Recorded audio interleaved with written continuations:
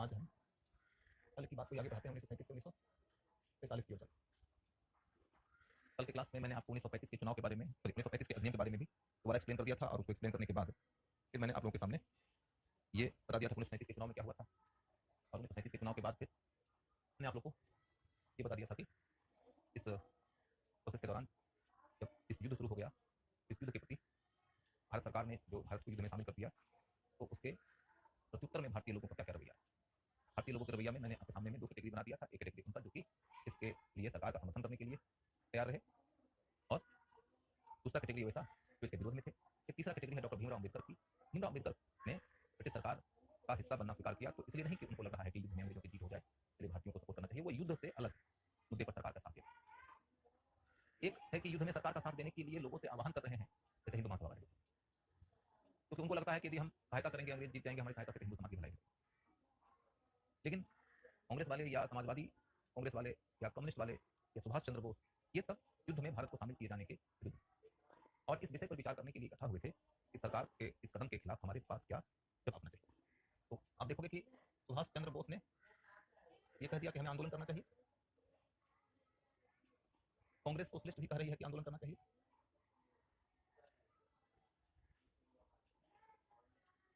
और कांग्रेस सोशलिस्ट और जो आप Indian communist party of India की बात करिएगा ना,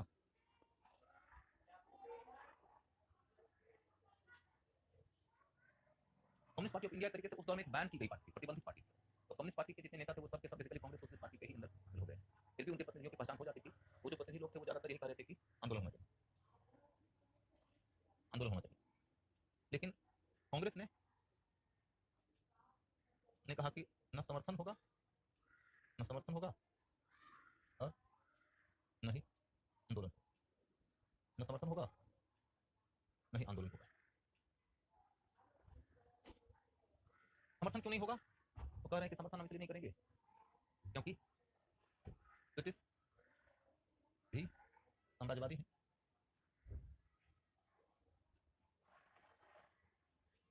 यानी कि ये मान लिया कि जर्मन लोग फासिस्ट हैं और डिक्टेटरशिप लेकर आएंगे, जलियन भी लाएंगे, जापानी भी लाएंगे, और उनका जीत जाना दुनिया के लिए अच्छी बात नहीं होगी, और उनके खिलाफ चलने वाले युद्ध में अंग्रेजों को जीत मिल जाए, यही बात अच्छी होगी, मानते हैं। लेकिन हम ये भी मानते हैं कि अंग्रेज साम्राज्यवादी, और चूंकि वो साम्राज्यवादी हैं और हम उन्हीं के साम्राज्यवाद का शिकार हो रहे हैं, तो इस स्थिति में हम आपकी लड़ाई को न्याय की लड़ाई कैसे मान सकते हैं?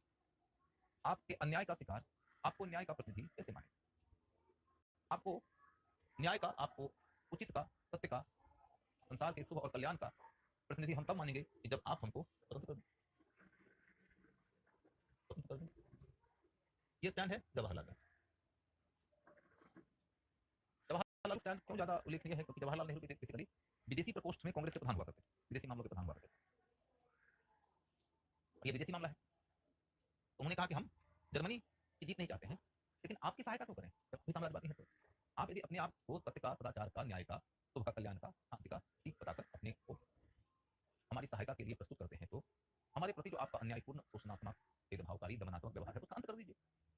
सीधा सीधा है कि आप हमको आजाद कर दीजिए, हम आजाद देश के रूप में आपका समर्थन करेंगे, आजाद देश के रूप में आपका समर्थन करेंगे। अन्यथा हम आपका समर्थन नहीं करेंगे, क्योंकि हम फिर आपके और जर्मनी के बीच में अंतर नहीं मानते। आंदोलन भी नहीं करेंगे, क्योंकि हम नहीं चाहते, नहीं चाहते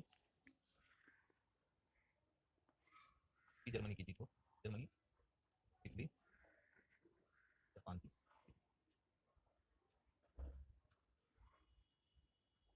हम नहीं चाहते कि जर्मनी, इटली, जापान आदि की जीत।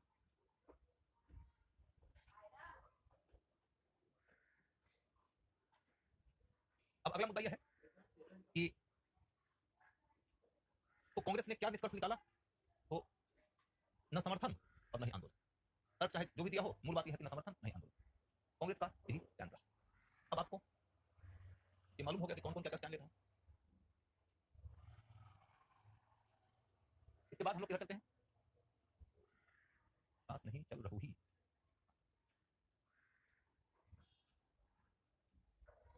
फोटो करेक्ट हो जाता लगता है। 1937 से 47 के बाद के अंतर्गत अगला मुद्दा हमारा है कि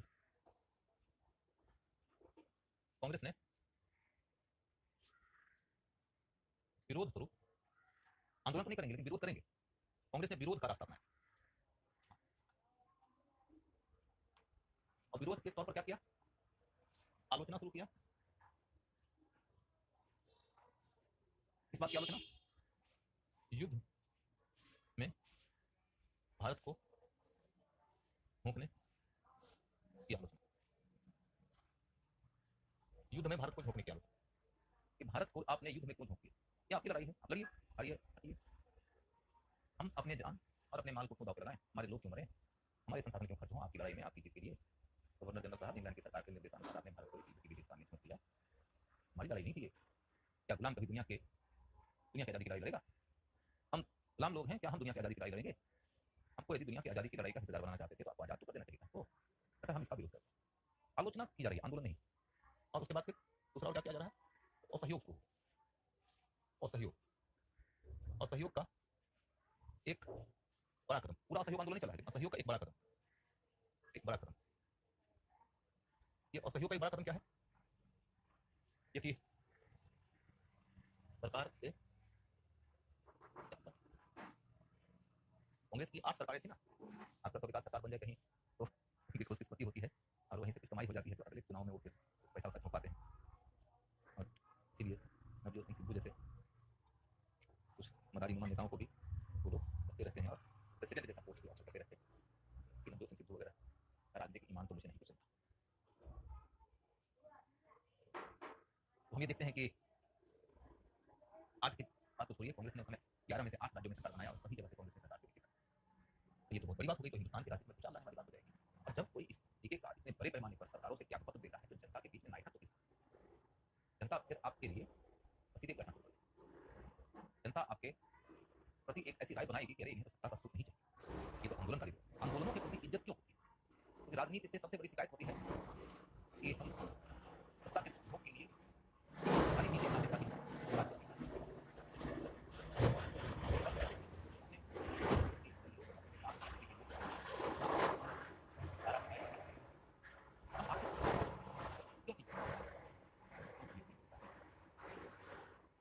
लेकिन जब ये बात निकल के आ जाती है कि इन्हें अपने लिए कुछ नहीं चाहिए, ये तो हमारे लिए लड़ते हैं, हमारे लिए लड़ते हुए जेल जा रहे हैं, ये प्रताड़ना कर रहे हैं, बलिदान कर रहे हैं, तो फिर आपका सम्मान, आपका समर्थन, आपका सहयोग, ये सब अपने आप लोगों के बीच से उपज जाएगा।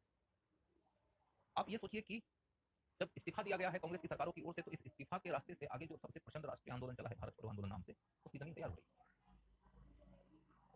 फिर आपको यह बात समझ में आएगी कि आलोचना और असहयोग के तहत सरकार के त्यागपत्र के बाद गांधी ने व्यक्तिगत सत्याग्रह की शुरुआत की। व्यक्तिगत सत्याग्रह, व्यक्तिगत सत्याग्रह का क्या मामला था कि एक नेता महाराष्ट्र, पवनार जगह नाम है, पवनार से दिल्ली की ओर बढ़ेगा, पवनार से दिल्ली की ओर बढ़ेगा, एक नेता महाराष्ट्र के पवनार से दिल्ली की ओर बढ़ेगा, पवनार से दिल्ली की ओर बढ़ेगा, वह युद्ध के विरोध में भाषण देगा, युद्ध के विरोध में भाषण देगा, और भी ब्रिटिश साम्राज्य के खिलाफ जो बोलना है तो आलोचना करेगा, और यदि वह गिरफ्तार हो जाए तो कोई दूसरा नेता कमान संभाल लेगा,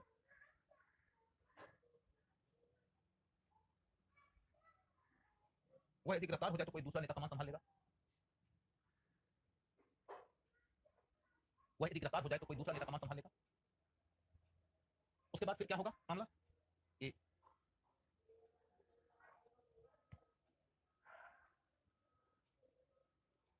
पहले नेता थे विनोबा जी, विनोबा जी पहला नेता थे, और नेहरू जी, जवाहरलाल नेहरू पहला तो अब तक मर चुके हैं, नेहरू जी बाद में यह आंदोलन बीच में ही स्थगित कर दिया गया, में ही स्थगित कर दिया गया। The movement was taken back in between, in the mid of the movement। तो आंदोलन बीच में ही है तो आंदोलन को वापस कर दिया, गांधी को लगने लगा कि आंदोलन जन आक्रोश पैदा कर रहा है कि हिंसा वगैरह हो सकती है, उन्हें आंदोलन बीच नहीं पड़ा। व्यक्तिगत सत्याग्रह की कहानी भी पूरी हो जाती है।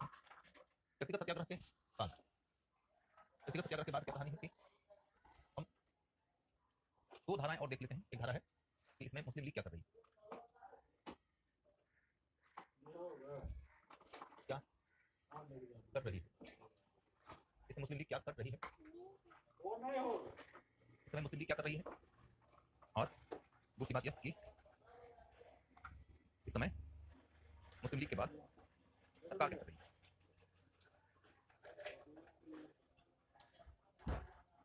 इस समय सरकार क्या कर रही है, मुस्लिम लीग क्या कर रही है और सरकार क्या कर रही है। तो मुस्लिम लीग ने 1940 में लाहौर के अपने वार्षिक अधिवेशन में लाहौर के अपने वार्षिक अधिवेशन में पाकिस्तान का प्रस्ताव पास किया।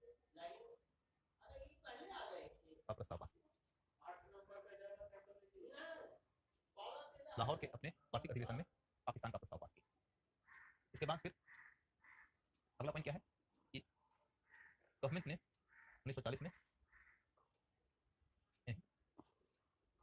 ही लिलित को प्रस्ताव पास किया।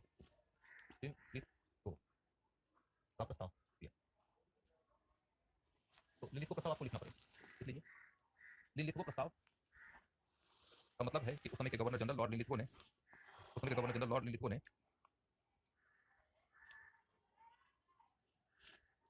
ने यह प्रस्ताव दिया कि कांग्रेस और अन्य राष्ट्रवादी यदि हमारा समर्थन करते हैं तो हम यह प्रस्ताव देते हैं कि सरकार भारतीयों के लिए कार्यकारी परिषद में सदस्य संख्या में वृद्धि करेगी और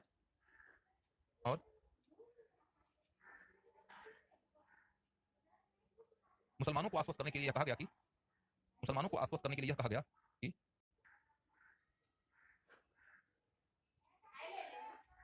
भारत के लोगों को अपने मन से जो संविधान का निर्माण करने का अधिकार दिया जाएगा उसमें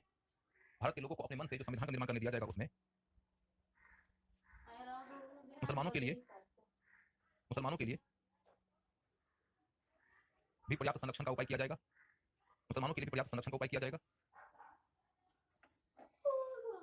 यानी कि एक तरफ कांग्रेस का समर्थन लेने का प्रयास हो रहा था, वहीं लीग को भी अपने साथ बनाए रखने की योजना बनाई गई थी। वहीं लीग को भी अपने साथ बनाए रखने की योजना बनाई गई थी।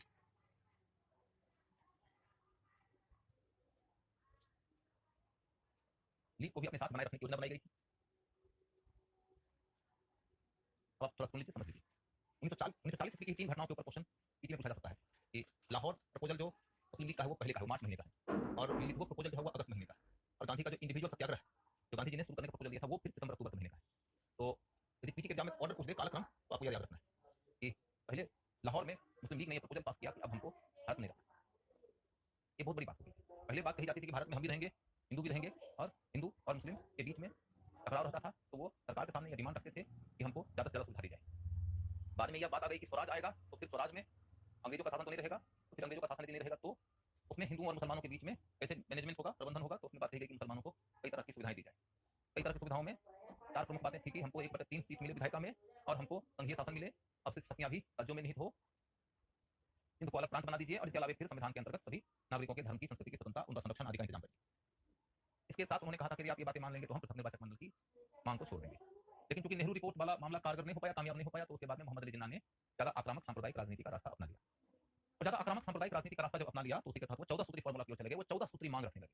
अब उन्होंने मुसलमानों की मांग के रूप में अपने 14 पॉइंट्स रखा। उन 14 पॉइंट्स की चर्चा हम लोग बाद में करेंगे जब हम विभाजन का टॉपिक करेंगे। 14 सूत्री मांग के बाद उन्होंने 1929 से लेकर 1940 तक ये 14 सूत्री मांग ही आधारित राजनीति चली। मुसलमानों की 11 वर्षों तक राजनीति ऐसी ही चली, लेकिन 40 तक आते उन्होंने कह दिया कि वो 14 मांगे अब महत्वपूर्ण नहीं है। अब महत्वपूर्ण ये नहीं है कि आप हमको क्या देंगे और हमको आपसे क्या चाहिए, किन किन सड़कों पर हम आपसे राजनीतिक तालमेल बिछाएंगे, ये महत्वपूर्ण नहीं है।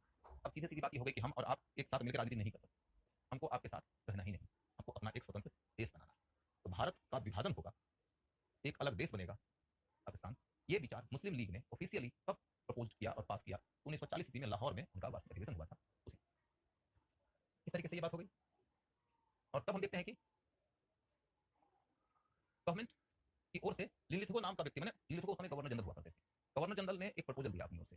प्रपोजल दिया तो क्या कहा उन्होंने? कहा कि हम राष्ट्रवादियों को यह प्रपोजल देते हैं कि अभी गवर्नर जनरल के एग्जीक्यूटिव काउंसिल में कई भारतीयों को शामिल कर दिया जाएगा, कई भारतीयों को शामिल कर दिया जाएगा।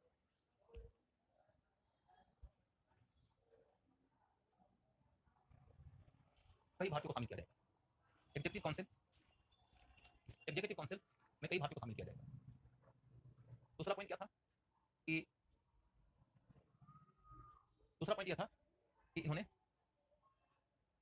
यह कहा कि हम आपको अपना संविधान बनाने का अधिकार देते हैं, आपको अपना संविधान बनाने का हक देंगे आफ्टर द वॉर। और फिर ये कहा गया कि मुस्लिम्स को भी संरक्षण मिलेगा, यानी जो संविधान बनाया जाएगा वो संविधान के अंदर ऐसा नहीं होगा कि हिंदू बहुमत में है तो हिंदू के मुताबिक संविधान बन जाएगा, मुसलमान को उसमें डिप्राइव कर दिया जाएगा, उनको वंचित कर दिया जाएगा। क्योंकि उस दौर राजनीति में अब दो तरह की धाराएं उभरती थी। एक धारा सीधे सीधे ये कहती थी भाई हिंदू वर्सेस मुस्लिम का मुद्दा ही हमारे जीवन का सबसे बड़ा मुद्दा है। आप देखोगे कि मुस्लिम लीग ने कभी भी ब्रिटिश साम्राज्य से मुकाबला तो किया ही नहीं, और मैं सिर्फ मुस्लिम लोग की आलोचना करता हूँ, ऐसे भी बात ठीक नहीं। हिंदू महासभा ने भी तो कभी ब्रिटिश साम्राज्य से मुकाबला नहीं किया। हिंदू महासभा के नेता के रूप में आप देखोगे तो हिंदू महासभा के नेता तो एक समय में बाल गंगाधर लाला लाजपत राय भी हुए थे। लाला लाजपत राय निश्चित रूप से महान राष्ट्रवादी लीडर थे। और फिर हिंदू महासभा के नेता एक समय में वीर दामोदर सावरकर भी हुए, और सावरकर भी एक टाइम में महान राष्ट्रवादी नेता रहे। मैं इन दोनों के बीच में अंतर करूंगा। अंतर ये करूंगा कि लाला लाजपत राय अपने जीवन के अंतिम दिन तक अंग्रेजों से लड़ते रहे, हिंदू महासभा के अध्यक्ष थे। Hindu Mahasabha as an organisation साम्राज्य के विरोध में लड़ाई नहीं करते। तो लाला लाजपत राय दोहरी भूमिका निभा रहे थे। एक भूमिका उनकी ये थी कि वो हिंदू महासभा के लीडर थे, जहां से कि वो ये कह रहे थे कि राष्ट्र राज्य के निर्माण के दौर में हिंदू हितों की कुर्बानी होने नहीं दिया, हिंदू हितों को भी हम प्रोटेक्ट करें। और दूसरी ओर वही लाला लाजपत राय कांग्रेस के भी सदस्य, और कांग्रेस के सदस्य की हैसियत से वो राष्ट्रीय आंदोलन में शामिल होते थे। असहयोग आंदोलन में उन्होंने सक्रिय भागीदारी किया था। कलकत्ता के विशेष कांग्रेस के अधिवेशन में 1920 में अध्यक्षता किया था। और उनकी तो अंतिम गति भी तभी आती है कि जब वो साइमन कमीशन के विरोध में सरकार के अत्याचार का शिकार होने के बाद काम किया। वो तो अंतिम तक लड़ते रहते हैं। लेकिन विनायक दामोदर सावरकर एक दौर में वीर दामोदर सावरकर की तरह लड़े थे, लेकिन उसके बाद उन्होंने जब सरकार के साथ क्षमा याचना करके जेल से मुक्ति प्राप्त किया तो फिर कभी उन्होंने वीरता का परिचय नहीं दिया। कम से कम वो वीरता का परिचय उन्होंने ब्रिटिश सरकार के खिलाफ नहीं, ब्रिटिश सरकार के खिलाफ कभी नहीं। अब हम यह देखेंगे कि राष्ट्रीय राजनीति में एक धारा चल रही है कि साम्राज्य के खिलाफ राष्ट्रीय आंदोलन चल रहा है, तो साम्राज्य और राष्ट्रीय आंदोलन के बीच के टकराव को ध्यान में रखते हुए लिनलिथगो कह रहा है कि देखो हम तुमको यह अधिकार देते हैं कि जब युद्ध खत्म हो जाएगा तो तुम अपना संविधान बना पाओगे। कांग्रेस की मांग पहले से भी रहती थी कि हमको हमारा संविधान बनाने का हक मिलना चाहिए। दूसरी ओर यह भी कहा ब्रिटिश गवर्नमेंट ने कि अभी भी हम तत्काल ही कह रहे हैं कि गवर्नर जनरल की कार्यकारी परिषद का विस्तार कर देते हैं, और इसी कार्यकारी परिषद के विस्तार में हम आप लोगों को ज्यादा से ज्यादा भागीदारी दे देंगे। यानी 1935 के एक्ट के मुताबिक जो केंद्र में हम लोगों की भागीदारी होने वाली थी, जो भागीदारी आगे से लागू नहीं हो पाई थी क्योंकि रियासती राजाओं का समर्थन नहीं मिला था, अब उससे मिलता जुलता कुछ उपाय हम कर देते हैं कि कम से कम इतनी बात तो हो जाएगी, तत्काल हो जाएगी कि गवर्नर जनरल के कार्यकारी परिषद में बहुत सारे भारतीय लोगों को भागीदारी दी जाएगी। तो राष्ट्रवादियों हमने आपको दो ऑफर दिया, और हिंदू मुसलमान के मुद्दे का समाधान करने के लिए मुसलमानों को कहा गया कि आप हिंदू बहुमत के आधार पर बनने वाले संविधान से करिए नहीं, तो संविधान के निर्माण में हम कुछ ऐसी बातें निश्चित करेंगे जिसके आधार पर आपके हितों की रक्षा हो। और इन दो बातों के आधार पर उनका यह ख्याल था कि अब युद्ध के दौर में हमारा विरोध मत करिए, युद्ध के दौर में विरोध हो जाएगा, आंदोलन चलेगा, और आंदोलन जब हो जाएगा तो साम्राज्यवादी सत्ता को भारत से सहायता तो क्या मिलेगी, बल्कि भारत पर अपनी सत्ता बनाए रखने के लिए, भारत के आंदोलनकारियों से निपटने के लिए अपनी ऊर्जा खर्च करनी पड़ेगी। यहाँ पर साम्राज्यवादी युद्ध जीतने में, द्वितीय विश्व युद्ध जीतने में अंग्रेजों को दोहरी तकलीफ हो जाएगी। उनकी उम्मीद है कि भारत से उनको सहायता मिले, और उम्मीद के विपरीत यदि भारत पर नियंत्रण बनाए रखने के लिए उन्हें कठोर कार्रवाई और दमनकारी उपाय अपनाना पड़े तो उनको लेने की तो बात ही नहीं, देने की बात भी करनी पड़े। इस समस्या को ध्यान में रखते हुए हम आपकी बात करते हैं। लेकिन हुआ तो कांग्रेस ने गवर्नर जनरल लिनलिथगो के प्रपोजल को नकार दिया। लिनलिथगो का प्रपोजल फेल हो गया। लिनलिथगो के प्रपोजल के फेल होने के बाद कांग्रेस की क्या प्रतिक्रिया होती है, तो वह इंडिविजुअल सत्याग्रह की ओर मुड़ती है। इंडिविजुअल सत्याग्रह को उन्होंने बीच में ड्रॉप कर दिया, लेकिन सरकार के प्रति विरोध का भाव, आलोचनाओं की गतिविधियां यथावत चलती। इसके साथ ही कांग्रेस के नेतृत्व लोग जो थे वो क्या कर रहे थे, तो अंतर्राष्ट्रीय संपर्क भी साध रहे थे। ब्रिटेन के जो सहायक देश थे, अमेरिका, चीन, यूएसएसआर, उन सबों के साथ में संपर्क साधकर उनके ऊपर वह यह नैतिक दबाव बनाने की कोशिश कर रहे थे कि आप इंग्लैंड पर दबाव बनाइए इंग्लैंड पर कि वो हमारी मांगे सुने और हमारी मांगे पूरी करे। और अमेरिका हो या फ्रांस हो, फ्रांस पर तो भारतीयों की पहुंच कमी थी उस समय, लेकिन रूस एंड सोवियत संघ और इन तक भारतीय राष्ट्रवादियों की पहुंच हुई थी। तो अमेरिकी, सोवियत संघ और चाइना की सरकारों तक इन्होंने अपनी बात पहुंचाया और उनकी सरकारों ने राष्ट्रवादियों की मांग सुनकर इंग्लैंड की सरकार पर दबाव भी बनाया कि आप भारतीय राष्ट्रवादियों आप डिमांड सुनिए, उनकी मांग सुनिए, उनके मुताबिक आप यथासंभव सुधार कीजिए। ऐसा क्यों किया इन देशों ने? तो दोस्त थे अंग्रेजों के और बात मान रहे थे भारतीय राष्ट्रवादियों की। ऐसा इसलिए किया उन्होंने क्योंकि द्वितीय विश्व युद्ध के दौरान जापान से निर्णायक लड़ाई लड़ने के लिए उन्हें साउथ ईस्ट एशिया के मोर्चा पर बहुत बड़ी लड़ाई लड़ी और इसके लिए वो भारत को अपना बेस बनाना चाहते। और भारत को बेस बनाकर जापान से निर्णायक लड़ाई लड़ने में उनको कामयाबी तब मिलेगी जबकि भारत में उसी समय अंग्रेजों के खिलाफ कोई बड़ी प्रचंड सरकार साम्राज्य विरोधी संघर्ष न चले। यदि भारत में साम्राज्य विरोधी प्रचंड संघर्ष चल रहा होगा भारत को बेस बनाने और उसके बदले जापानियों को पराजित करने की उनकी कोशिश को हटाते। इसीलिए यूएसएसआर हो, चाहे यूएसए हो, चाहे चाइना हो, ये सब मानते थे कि भारतीयों को संतुष्ट करना चाहिए और इसीलिए उन्होंने इंग्लैंड की सरकार, जिसका मुखिया उस समय प्राइम मिनिस्टर विंस्टन चर्चिल हुआ करता था, के ऊपर दबाव बनाया कि आप भारतीयों की मांग सुनिए और उसको रिजॉल्व करिए। इसी पृष्ठभूमि में प्राइम मिनिस्टर विंस्टन चर्चिल ने भारत के लिए एक मिशन भेजा। मिशन का मतलब होता है कि भारत के लिए एक योजना बनाकर एक प्रपोजल भेजा और प्रपोजल के अंदर जो बातें कही गई थी उसको भारतीय राष्ट्रवादियों के समक्ष रखा जाएगा, उनके सामने इसको एक्सप्लेन किया जाएगा और इस पर उनको सहमत करने की कोशिश की जाएगी। इसके लिए एक आदमी को प्रधान बनाकर भेजा जाएगा। तो प्रधान कौन थे? तो सर स्टेफर्ड क्रिप्स नाम का एक नेता, तो इंग्लैंड के नेता थे और इंग्लैंड में लेबर पार्टी के लीडर था। सर स्टेफर्ड क्रिप्स के माध्यम से यह प्रपोजल भारतीय राष्ट्रवादियों के लिए भेजा, इसीलिए उसको क्रिप्स मिशन कहा जाता है। क्रिप्स मिशन, क्रिप्स नाम के व्यक्ति के माध्यम से इंग्लैंड की सरकार के प्रधानमंत्री विंस्टन चर्चिल ने एक प्रपोजल भेजा। उस प्रपोजल का ड्राफ्ट क्रिप्स ने नहीं तैयार किया था, क्रिप्स को सिर्फ और सिर्फ उस प्रपोजल को लेकर भारत आना था और उसके लिए भारतीय राष्ट्रवादियों को सहमत करना था ताकि भारतीय राष्ट्रवादी उस बात को मान लें और अंग्रेजों के खिलाफ समझौता के लिए अंग्रेजों के खिलाफ संघर्ष न करें बल्कि उनसे कुल मिलाकर ये था। अब आप लिखिए Cripps mission, Cripps mission heading लिखिए Cripps mission. Cripps mission, Cripps mission का तात्पर्य है वह मिशन जिसके तहत इंग्लैंड के लेबर पार्टी के नेता स्टेफर्ड क्रिप्स, इंग्लैंड के लेबर पार्टी के नेता सर स्टेफर्ड क्रिप्स के नेतृत्व में मार्च महीने में मार्च 1942 में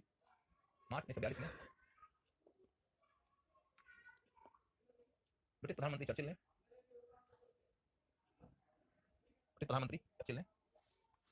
भारतीय राष्ट्रवादियों के लिए प्रस्ताव भेजा,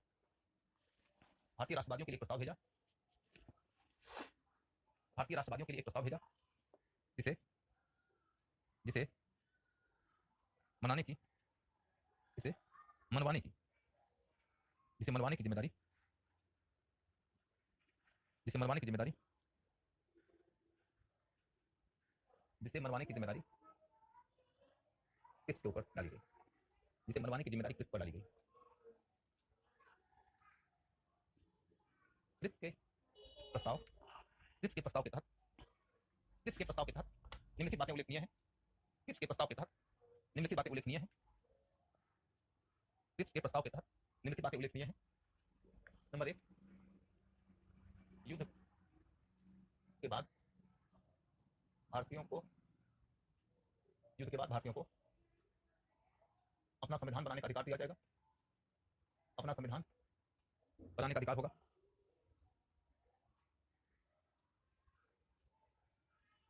युद्ध के बाद भारतीयों को अपना संविधान बनाने का अधिकार होगा। दूसरा पॉइंट यह कहा गया कि भारतीयों को ज्यादा संख्या में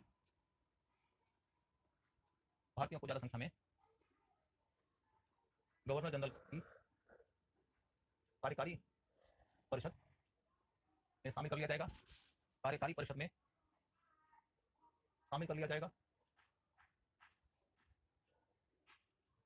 गवर्नर जनरल की कार्यकारी परिषद में शामिल किया जाएगा। उसके बाद फिर गवर्नर जनरल की कार्यकारी परिषद में शामिल किया जाएगा। इसके बाद फिर अगला पॉइंट क्या है कि गवर्नर जनरल छोड़ दीजिए, जो राजनीतिक समूह संविधान से असहमत होगा वह वह सरकार से अलग से बात कर सकता है, सरकार से अलग से बात कर सकता है, वह सरकार से अलग से बात कर सकता है, सरकार से अलग से बात कर सकता है। अगला पॉइंट है कि जो जो अगला पॉइंट है कि राष्ट्रवादी राष्ट्रवादियों से उम्मीद होगी कि वो युद्ध के उपाय में युद्ध के उपाय में हमारा सहयोग करें। चार बातें हैं इसका प्रपोजल, यही चार बातें लेकर तैयार हुआ है। आपके दिमाग में इतनी क्लैरिटी होनी चाहिए कि यदि कोई पूछता है कि क्रिप्स मिशन का मतलब क्या, तो आप सबसे पहले कहोगे कि कब आया, तो मार्च 1942। दूसरा पॉइंट है क्रिप्स मिशन क्या, तो क्रिप्स एक प्रस्ताव लेकर आया, एक प्रस्ताव लाया, किसका, किसके लिए, तो ब्रिटिश गवर्नमेंट का, नेशनल मूवमेंट के लिए, नेशनल मूवमेंट के लिए। नेशनल मूवमेंट के अलावा फिर इसमें क्या बात है, इसमें यह है कि इसमें Indian national Congress and Muslim league को विशेष रूप से टारगेट किया गया है, उनको सेटिस्फाई किया जा सके। तो इसमें मिस्टर क्रिप्स की क्या भूमिका है, क्रिप्स क्या करेंगे, तो क्रिप्स का काम बस इतने भर का है कि वो सरकार के प्रतिनिधि की हैसियत से राष्ट्रवादियों को, यानी कि कांग्रेस और लीग के नेताओं को विशेष तौर पर समझाएंगे, उनको कन्विंस करेंगे कि आप इस प्रपोजल को मान लीजिए और युद्ध के उपाय में हमारा सहयोग कीजिए। क्लियर हो गया। तो आप देखोगे कि प्रपोजल में मोटे तौर पर तीन ही बात है। चौथी बात तो सिर्फ यह है ना कि आप हमारा सहयोग करिए और हम आपसे खाली हाथ सहयोग नहीं मांग रहे हैं, वो कुछ प्रपोजल भी दे रहे हैं। और प्रपोजल के अंतर्गत देखो तो क्या बात है, तो यदि आप तीसरे वाले प्रपोजल को एक मिनट के लिए भूल जाओ, तो पहला दोनों प्रपोजल तो सेम वही है, डिट्टो वही है जो कि लिलिथगो ने दिया था। और लिलिथगो ने भी इन प्रपोजल किया था, यही डिमांड किया था कि आप हमारी सहायता करिए युद्ध में। तो फिर नया क्या है, तो नया ये है जिसमें ये बात कही जा रही है कि भारतीय लोगों को जब हम संविधान बनाने का अधिकार देंगे और वो अपना संविधान बनाएंगे, तो हो सकता है कि उस संविधान के निर्माण में किसी ग्रुप का मेजोरिटी हो जाए और उसके मेजोरिटी के सिस्टम के कारण वो अपनी मर्जी का संविधान बनाने लगे और दूसरे लोगों को उस संविधान से असहमति हो। तो ऐसी स्थिति में हम आपको ये गारंटी करते हैं कि जो उस बहुमत के संविधान से सहमत नहीं होंगे, जो असहमत होंगे, ऐसे जितने भी पॉलिटिकल ग्रुप्स हैं, हम उन सबको कहते हैं आप उनसे अलग से बात कर सकते, अलग से बात कर सकते। इसका मतलब यह हुआ कि आप लिलिथगो के प्रपोजल को विचार करिए, तो लिलिथगो ने भी ये कहा था ना कि मुस्लिम्स को भी संरक्षण दिया जाएगा, आप बहुमत के द्वारा बनाए गए संविधान के प्रावधानों के अधीन 2 दर्जे के लिए अभिशप्त नहीं होंगे, हम आपके हितों की गारंटी के लिए कुछ कॉन्स्टिट्यूशनल प्रोविजन करेंगे। तो मुसलमानों के संरक्षण की बात इसमें की गई थी, लेकिन अब क्लिप्स में संरक्षण की बात से आगे बढ़कर ये बात कही गई कि जो असंतुष्ट होंगे उनसे अलग से बात कर सकते, यानी कि यहाँ देश के विभाजन और विघटन की संभावना का संकेत मिलता है।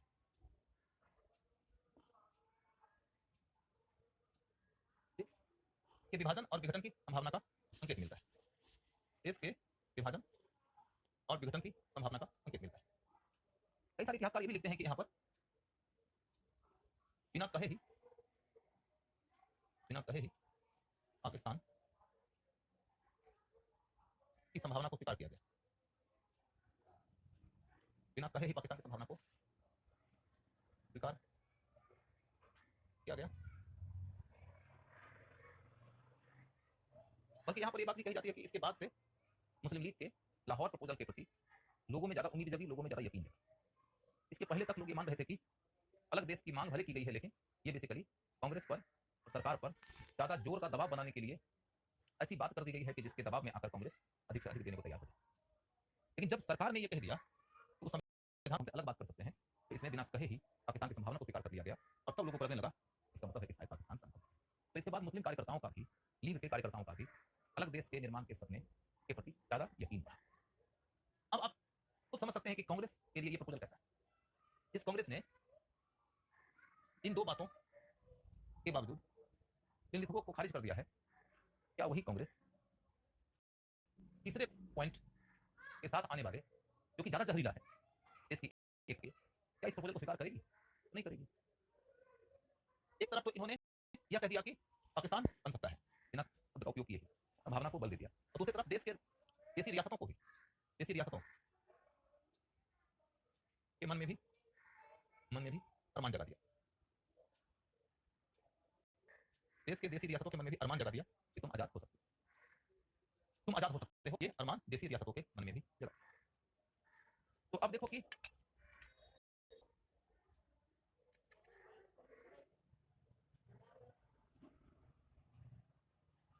देसी रियासतों के मन में भी अरमान जगा दिया कि आप हमारे साथ कर सकते हैं, अलग से बातचीत। तो यहाँ पर ये बहुत स्वाभाविक बात है कि Congress will refuse it, Congress will deny it, Congress will reject it, and the same thing happened, Congress rejected it. इस बीच में आपको कुछ पार्ट से वाकिफ कराता हूँ कि कांग्रेस के वार्ताकार कौन थे, कांग्रेस के वार्ताकार कौन थे, कांग्रेस के वार्ताकार थे नेहरू और मौलाना आजाद,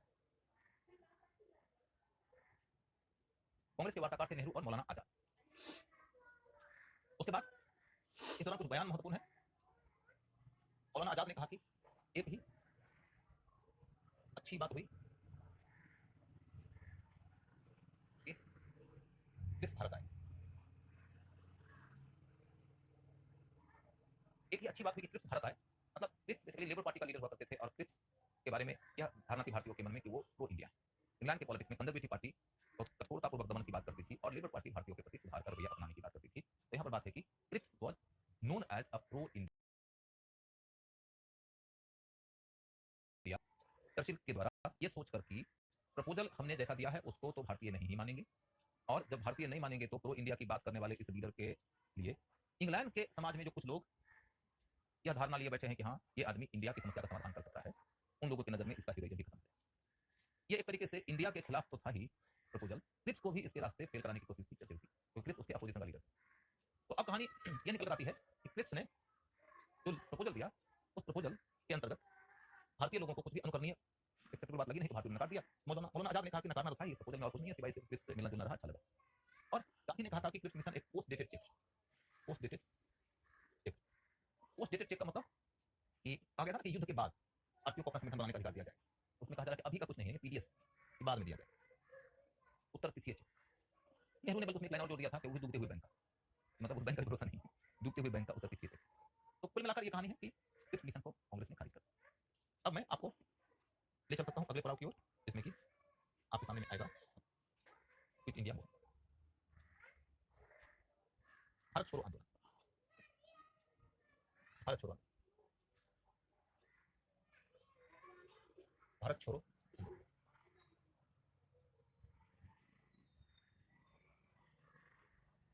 भारत छोड़ो आंदोलन। यदि हम भारत छोड़ो आंदोलन की बात करेंगे तो हम ये देख रहे हैं कि यहाँ पर मूलभूत बात यह है कि आंदोलन कब हुआ, आंदोलन कहाँ हुआ, आंदोलन कौन किया, आंदोलन में क्या हुआ, आंदोलन कैसे चला, तो आंदोलन क्यों हुआ, फिर आंदोलन का क्या परिणाम निकला, आंदोलन का क्या परिणाम निकला।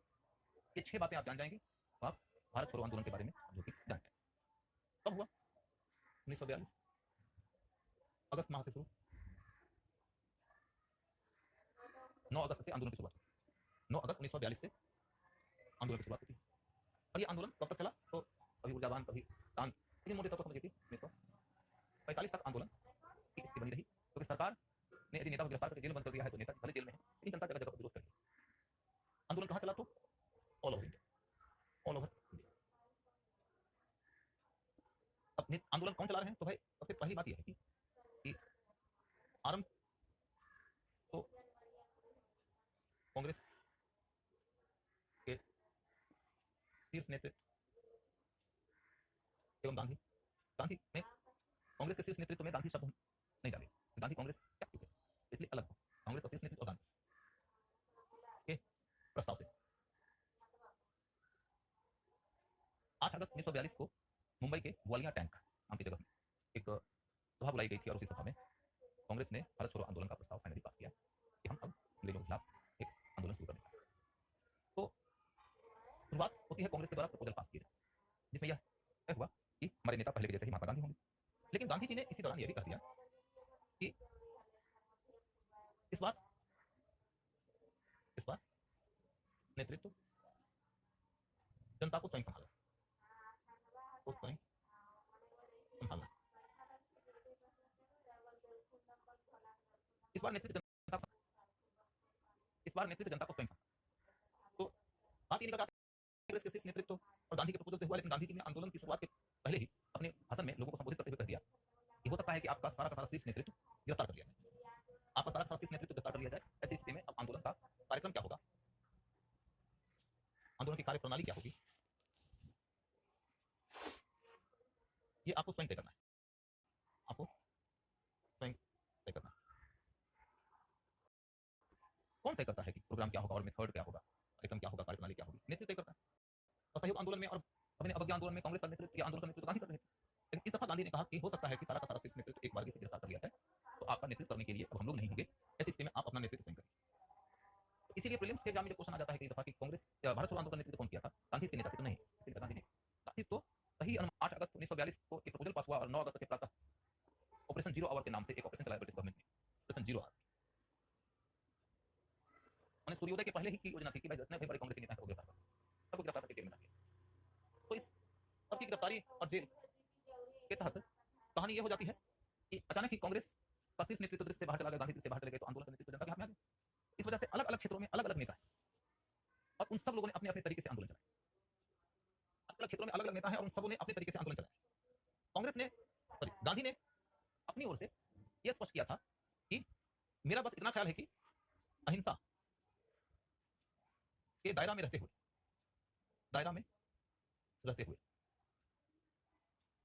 विरोध करना और फिर हर संभव तरीके से विरोध करना, हर संभव तरीके से अहिंसा को नहीं छोड़ना है, हिंसा नहीं करना है, अहिंसा के दायरे में रहते हुए विरोध का जितना तरीका हो सकता है सब आजमा सकते हैं। जैसे कि गांधी पहले बंद हड़ताल जैसे कार्यक्रमों को नहीं अपनाते थे अपने आंदोलन में, इस दफा उन्होंने कहा कि जो तरीका तुमको सूझता है, do everything what you need and what you think, but violence नहीं। अब उसके बाद कह रहे हैं कि अंतिम संघर्ष है, अंतिम संघर्ष। यानी उन्होंने कहा था कि यह लड़ाई पहले के 2 लड़ाइयों से, गांधी ने कहा था कि इस बार हम समझौता नहीं करेंगे, ये या वो लेकर नहीं लौटेंगे, गांधी का इस बार मैं यह या वो लेकर नहीं लौटूंगा।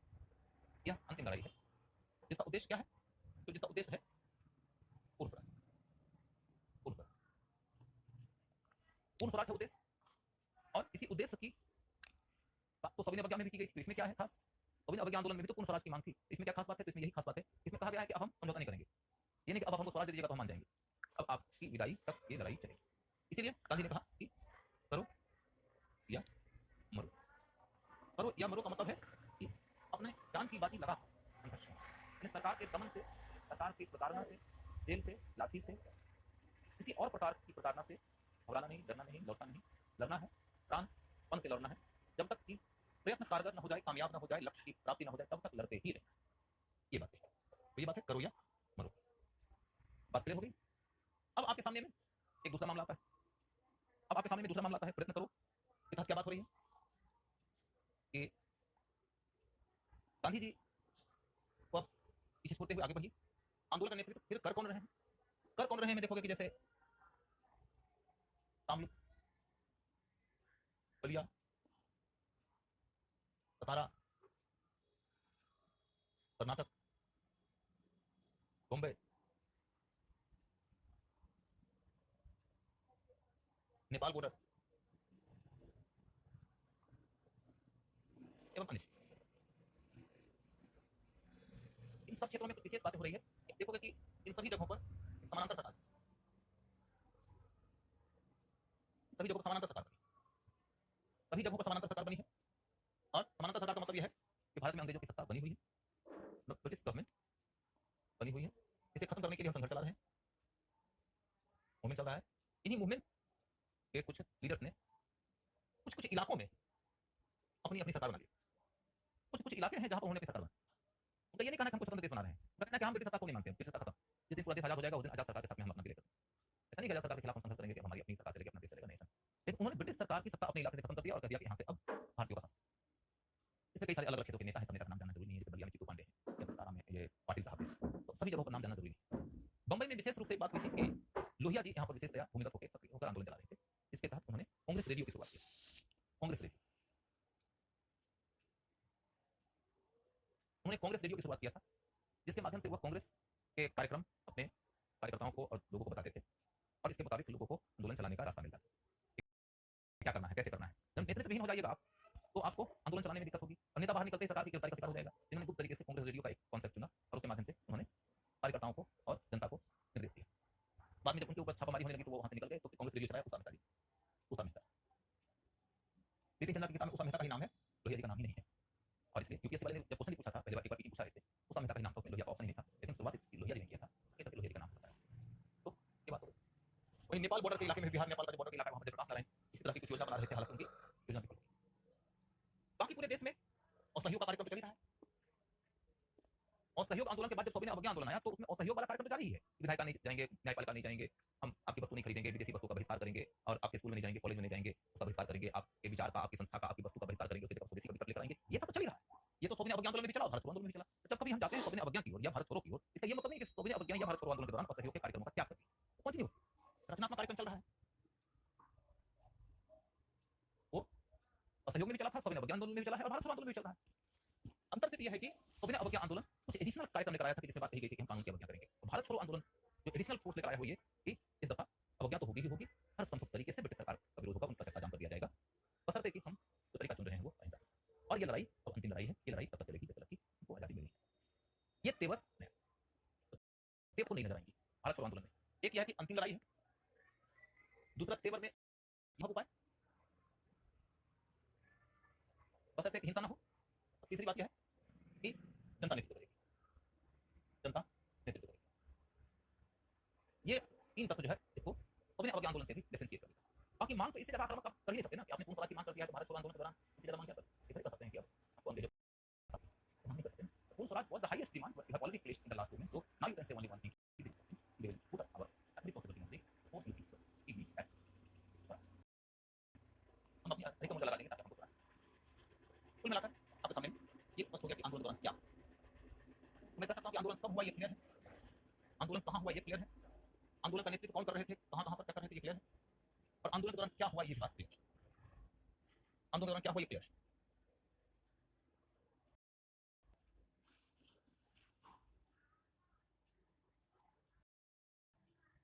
बस थोड़ी थोड़ी और बातें बता देता हूँ इसलिए क्या हुआ का मतलब ये कि जब कई जगहों पर अंग्रेजों की सत्ता समाप्त, स्वाभाविक रूप से कई जगहों पर ब्रिटिश सरकार ने बहुत सख्ती से दमन किया। सरकार ने ऐसी गोलीबारी किया है कि जो शस्त्र वगैरह इस्तेमाल किया जाना युद्धों में भी वर्जित माना जाता है, वैसे हथियारों का इस्तेमाल किया है दमन के लिए। तो सरकार की ओर से जो हिंसा की गई है बड़े पैमाने की, उसकी प्रतिक्रिया में भारतीयों की ओर से भी हिंसा हुई है, और उस हिंसा का उदाहरण लेकर सरकार ब्रिटिश के खिलाफ भारतीयों की ओर से की जाने वाली हिंसात्मक कार्रवाइयों की आलोचना का गांधी के साथ मान गांधी कहते हो कि आप अहिंसा को, आपने कहा था कि आंदोलन हिंसात्मक चलेगा, आपके आंदोलन का आलोचना करिए। गांधी ने कहा कि आपके द्वारा की जाने वाली हिंसा की प्रतिक्रिया में की जाने वाली, आप मेरे पास आए हैं आंदोलनकारियों की हिंसा की आलोचना की मांग में, क्या आप अहिंसक हैं, हिंसा की प्रतिहिंसा है, तो you are to ask me to denounce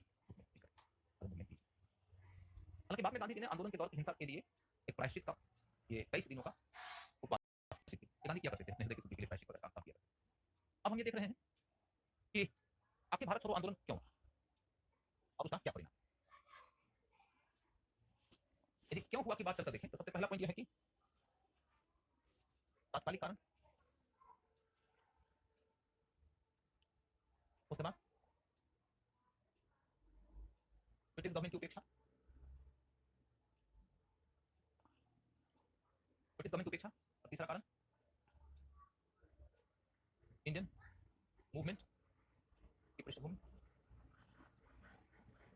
Indian movement की पृष्ठभूमि, चौथा जीत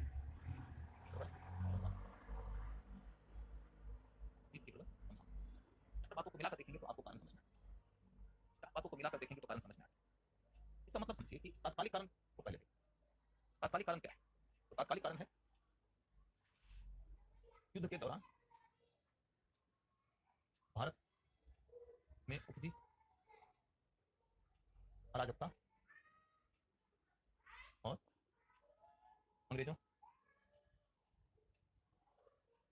स्थान पर, अंग्रेजों के स्थान पर जापानी के आ जाने की आशंका, अंग्रेजों के स्थान पर जापानियों के आ जाने की आशंका। ये बात समझना है कि अंग्रेज कई जगहों पर जापानियों से लड़ने में कामयाब नहीं हुए और जापानियों के सामने सरेंडर कर दिए। बर्मा में भी यही हुआ था, मलेशिया में भी यही हुआ था।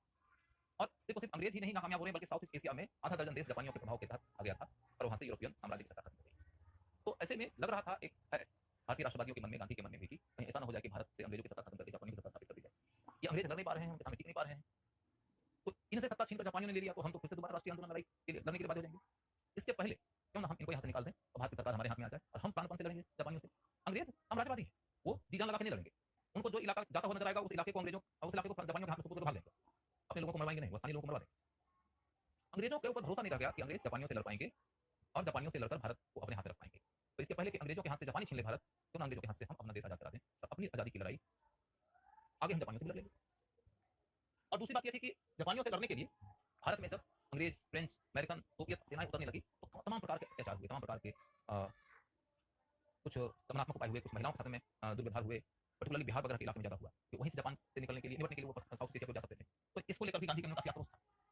ये दो मूल फैक्टर्स हैं तात्कालिक राष्ट्रपति होने की, गांधी को आंदोलन को जाने के लिए बात किया, प्रेरित किया। जबकि गांधी शुरुआती दौर में कह रहे थे कि हम युद्ध के दौरान नहीं चाहते कि अंग्रेजों के खिलाफ आंदोलन चले ताकि अंग्रेजों को हारने और जापानियों और जर्मनों को जीतने का मौका।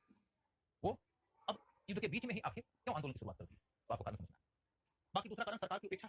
लिलित को प्रपोजल बता दो, स्मिथन बता दो कि सरकार सुधार करने के लिए तैयार नहीं थी, उसमें तो कोई दिक्कत नहीं है, लिलित को अनिश्चित बता दो क्या।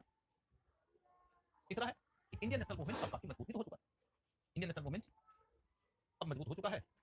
तो इंडियन नेशनल मूवमेंट के मजबूत होने का प्रमाण देने की जरूरत नहीं है आपके सामने कि भाई एक इवोल्यूशनरी मूवमेंट चल रहा है, कांग्रेस के नेतृत्व में एक रिवोल्यूशनरी धारा भी उभरती रहती है और दोनों मिलकर देश की जनता के मन में राष्ट्रीय आंदोलन के प्रति सम्मान का भाव पैदा कर चुकी है, लड़ने मरने की भावना पैदा कर चुकी है। तो बिना अवज्ञा आंदोलन का स्तर क्रॉस किया जा चुका है, प्रांतीय सरकार भारतीयों के हाथ में ऑलरेडी आ चुकी है, वैध शासन केंद्र में बनाने का प्रपोजल आ चुका है जिला को। और उसके बाद से चुनाव हुआ 37 में, तो प्रचंड बहुमत भारत में राष्ट्रवादियों को मिला और उसके बाद उन सरकारों के इस्तीफा के बाद भी जनता के मन में उनके प्रति सम्मान बढ़ा दी। हमने इंडिविजुअल सत्याग्रह के दौरान भी थर्मामीटर लगा के नाप लिया लोगों को बुखार, सरकार के विरोध में उतरने के लिए जनता तैयार है। तो गांधी जी को ये लग रहा है कि आंदोलन की पृष्ठभूमि तैयार है ही और जीत की संभावना भी प्रबल, जीत की संभावना इस तरीके से प्रबल है कि भारत के उद्योग जगत पर अब भारतीय लोगों का प्रभाव पड़ चुका है, भारत के वित्तीय जगत पर भी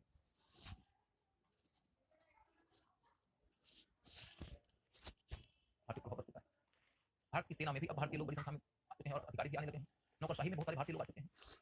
इंग्लैंड के लोग अब भारत में आकर अपनी सेवा देने में संकोच करते हैं क्योंकि उनको भारत को सैल्यूट करना अच्छा नहीं लगता।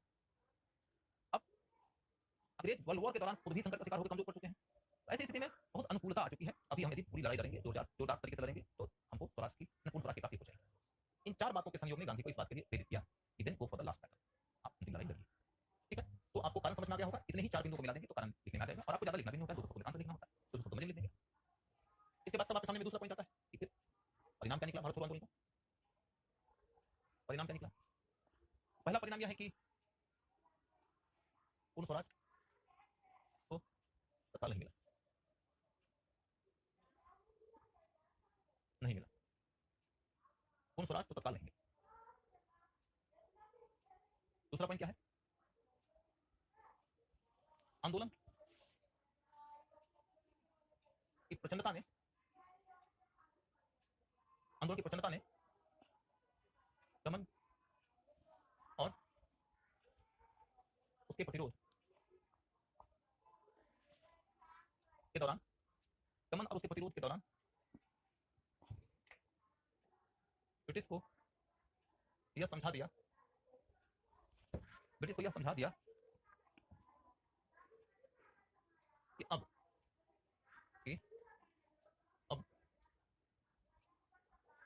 भारत में लाभदायक तरीके से साम्राज्यवादी, लाभदायक तरीके से साम्राज्यवादी शासन नहीं चला सकते।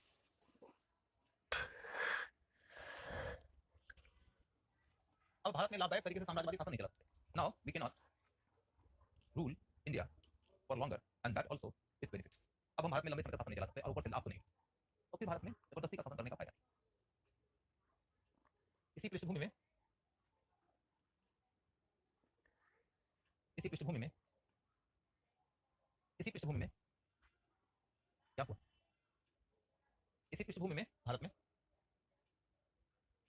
इसी मातृभूमि में भारत के गवर्नर जनरल ने अपना प्रस्ताव दिया।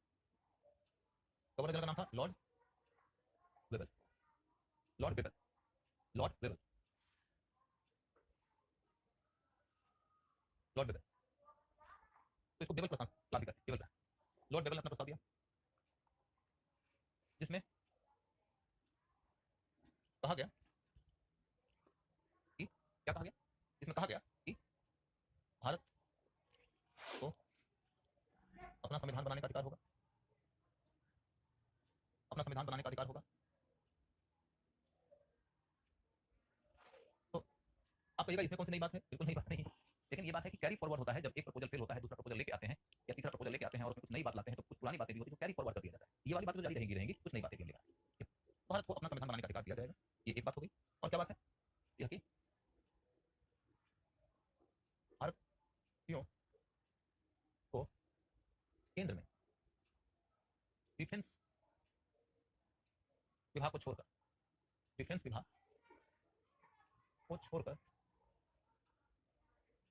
अपने सभी विभाग दे दिया जाएगा। डिफेंस को छोड़ दिया जाए, बाकी अन्य सारा विभाग भारतीयों को दे दिया जाए। All the rest of the department will be given to Indians. तो इस प्रपोजल के नेचर को समझिए। प्रपोजल के नेचर को समझिएगा तो इसमें ये बात कही जा रही है कि हम आपको जो दे रहे हैं वो लेस देन पूर्ण स्वराज। पूर्ण स्वराज से कम है। गवर्नर जनरल इंडिया में बने रहेंगे और डिफेंस विभाग उन्हीं के पास रहेंगे। बाकी जितने विभाग हैं, विदेश मंत्रालय ही क्यों ना हो, तो सब कुछ अब भारतीयों को दे दिए जाएंगे। तो ये जो प्रपोजल है वह पूर्ण स्वराज से तो कम है, लेकिन आप ये देखिए कि 1935 से ज्यादा है कि नहीं? 1935 से ज्यादा है, क्योंकि 1935 के अंदर तो आपको केंद्र में कुछ दिया ही नहीं गया ना। वैसे शासन लागू करने की बात करके भी रियासत के राजाओं की सहमति के शर्त के कारण उसको फेल करा दिया गया। दूसरी बात है, 1935 अधिनियम इंग्लैंड की पार्लियामेंट ने बनाया था। इसमें कहा जा रहा है कि आप अपना संविधान खुद बनाएंगे। अंग्रेजों के पास सिर्फ डिफेंस डिपार्टमेंट रहेगा, अब आप अपना संविधान खुद बना रहे हैं, तो बहुत बड़ा डिपार्चर है। अब आप अपना संविधान बनाएंगे तो आपके संविधान में हो सकता है कि आप इमरजेंसी का प्रोविजन रखें ही नहीं। यदि रखेंगे भी तो इमरजेंसी के प्रोविजन का इस्तेमाल आप करेंगे। आपको लगता है कि जब देश के अंदर एकता अखंडता की रक्षा के लिए, संविधान की व्यवस्था की रक्षा करने के लिए, सशस्त्र विद्रोह को रोकने के लिए जरूरी है इमरजेंसी प्रोविजन का इस्तेमाल करना, तो करिए। लेकिन कम से कम कोई विदेशी तो यूज नहीं करेगा, राष्ट्रवादी आंदोलनों को रोकने के लिए यूज नहीं करेगा, विदेशी सत्ता को समाप्त करने के लिए की जाने वाली कोशिशों का दमन करने के लिए तो नहीं करेगा। 1935 की तुलना में 1945 में लाया गया लॉर्ड वेबल का प्रपोजल बहुत आगे का है। फिर आपको यह दिखाई देगा कि यह स्वराज से भी ज्यादा है, ये स्वराज से भी ज्यादा है। स्वराज से कैसे ज्यादा है? तो आप देखिए कि स्वराज में क्या बात कही जाती थी, डोमिनियन स्टेटस की बात। इसमें ये बात कही जाती थी कि अंग्रेजों के पास में डिफेंस, विदेश और संचार मंत्रालय मात्र रहेंगे, बाकी सब भारतीयों को दे दिए जाएंगे। अब इसमें क्या कहा जा रहा है? सिर्फ डिफेंस मिनिस्ट्री अंग्रेज के पास रहेंगे, विदेश और संचार भी भारतीयों को मिल गए, तो इसका मतलब है कि स्वराज से ज्यादा है। इसी तरह की व्याख्या के लिए आपको नंबर आएगा। जब आप व्याख्या कर देंगे ना तो एग्जाम को मैसेज मिल जाएगा, हाँ ये रटा हुआ नहीं है। तो हम ऐसे 99 विद्यार्थी के बारे में गारंटी करता हूँ, ऑप्शनल वाले विद्यार्थी की गारंटी करता हूँ, तो ये बात समझ नहीं आती, तुम याद कर लेगा। तो याद करने के बाद नंबर नहीं आएगा तो दो और बात याद कर लेगा, इससे बात तो बनती नहीं ना। तो स्वराज, तो वेबल प्लान, ये बात होगी। अब अगला मुद्दा यह है कि जब आपके सामने में आता है टॉपिक वेबल प्लान, ऐसे सिंपल टॉपिक यदि वेबल प्लान, तो आप क्या बात करेंगे? कब?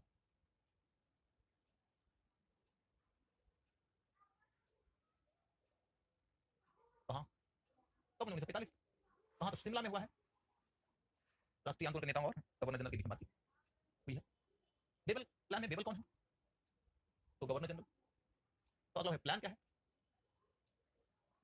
प्लान है कॉन्स्टिट्यूशन का, कॉन्स्टिट्यूशन संबंधित, और प्लान है एग्जीक्यूटिव से संबंधित। प्लान है एग्जीक्यूटिव से संबंधित, कॉन्स्टिट्यूशन से रिलेटेड और कार्यपालिका से रिलेटेड, दो तरह के प्लान हैं। फिर क्या है कि संविधान और कार्यपालिका से संबंधित जो दोनों प्रावधान हैं, संविधान और कार्यपालिका से संबंधित जो दोनों प्रावधान हैं, उन प्रावधानों के बारे में फिर आप बात करिएगा। संविधान और कार्यपालिका से संबंधित जो प्रावधान, उन प्रावधानों के बारे में अब बात बता देंगे कि क्या प्रावधान है, मैं ऑलरेडी बता चुका हूँ। तब है, तब प्लान कौन बनाया? तो ब्रिटिश गवर्नमेंट ने। ऐसा नहीं है कि प्लान बनाया है लॉर्ड वेबल ने ही, लॉर्ड वेबल का काम क्या है? तो गवर्नमेंट ने प्लान बनाया, किसके लिए बनाया? तो मूवमेंट एंड मुस्लिम लीडर्स, ऐसे समझते सिंपल, मुस्लिम लीडर्स। एक तरफ कांग्रेस जो मूवमेंट को लीड कर रही है, दूसरी तरफ मुस्लिम लीडर्स जो विभाजन की बात करते थे। इन दोनों को संतुष्ट करना है, इन दोनों से बातचीत करना है, इसी के लिए प्लान बनाया गया है। प्लान बनाया कौन? ब्रिटिश गवर्नमेंट ने। किसके लिए? तो भारतीय राष्ट्रवादियों और मुस्लिम लीग के लिए। वैसे तो सीधा सीधा हम तमाम भारतीय कह सकते हैं, लेकिन फिर बेबल का काम क्या है? तो बेबल का काम यह है कि वो सबसे बातचीत करके सबको कन्विंस करके इस प्लान को एक्सेप्ट करवा लेंगे ताकि सरकार के विरोध की आवाज रुक जाए और सरकार कम से कम शक्तियों के साथ ही सही भारत में बनी रहे। यही है लॉर्ड बेबल का। हुआ क्या? इसके लिए उन्होंने कांग्रेस के सारे नेताओं को जेल से रिहा कर दिया। वो सब नेता जो जेल चले गए थे भारत छोड़ो आंदोलन के दौरान, वो रिहा किया गया और रिहा करके सबको बातचीत के लिए बुलाया गया शिमला। सब लोग बातचीत करने के लिए गए। कांग्रेस ने आरंभ में प्लान को स्वीकार करने का विचार व्यक्त किया। कांग्रेस ने आरंभ में प्लान को स्वीकार करने का विचार व्यक्त किया। अब कांग्रेस ने यदि प्लान को स्वीकार करने का विचार व्यक्त किया तो इसका मतलब समझिए, इसका मतलब यह है कि जैसे कि मैंने आप लोगों को पीछे बताया था कि कांग्रेस ने इस दफा ये कहा था, मिटा चुका, कांग्रेस ने इस दफा ये कहा था कि मैं या हम अब निर्णायक लड़ाई लड़ रहे हैं। गांधी जी ने कहा था हम इस बार यह वो लेकर नहीं लौटे, लेकिन आजादी से कम पर समझौता नहीं।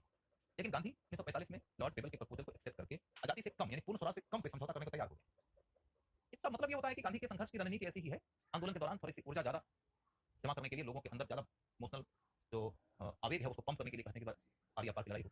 लेकिन जब बहुत ग्राउंड उनको मिल जाता है, बहुत ग्राउंड मिल जाने के बाद उनको लगता है कि चलो ठीक है अब थोड़ी सी सत्ता बची अंग्रेजों की, उसको अगले चरण में निपटाएंगे। इस तरीके से गांधी जी आंदोलन के लिए समझौते के लिए तैयार हो जाते हैं, कांग्रेस समझौते के लिए तैयार। लेकिन प्लान प्लान अंततः विफल हो गया। प्लान अंततः क्योंकि प्लान अंततः विफल हो गया। प्लान फेल फाइनली, और यू कैन से कि finally the plan failed. Finally the plan failed क्यों कि इसके तहत सरकार के लिए 14 मंत्रियों के गठन की बात की गई थी। 14 मंत्रियों के गठन की बात की गई थी और ये मंत्री विभिन्न समुदायों के प्रतिनिधि के रूप में चुने जाने थे। ये मंत्री विभिन्न समुदायों के प्रतिनिधि के रूप में चुने जाने थे। These ministers will be chosen as the representatives of their own community. और कांग्रेस को उच्च जाति के हिंदू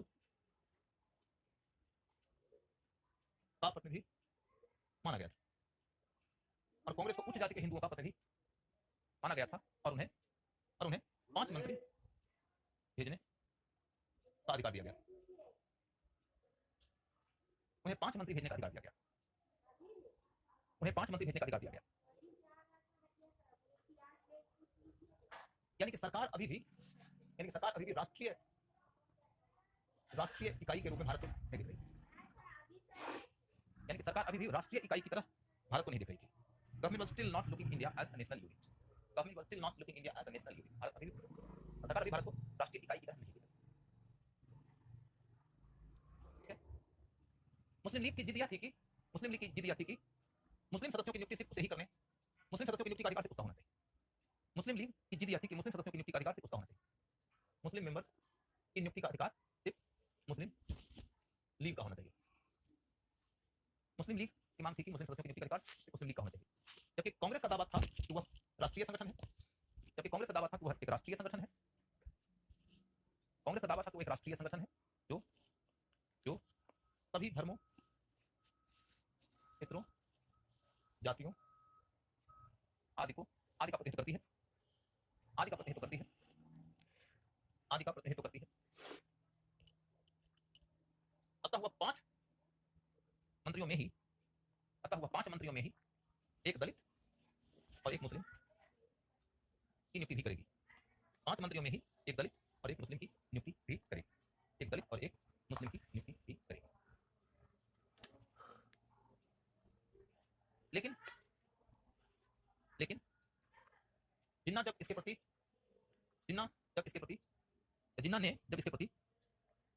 पूर्ण अस्वीकृति का भाव अपना लिया, जिन्ना ने इसके प्रति पूर्ण अस्वीकृति का भाव अपना लिया,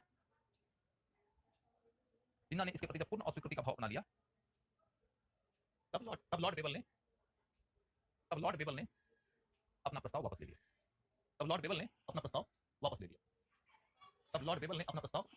लिया। क्योंकि साम्राज्यवादी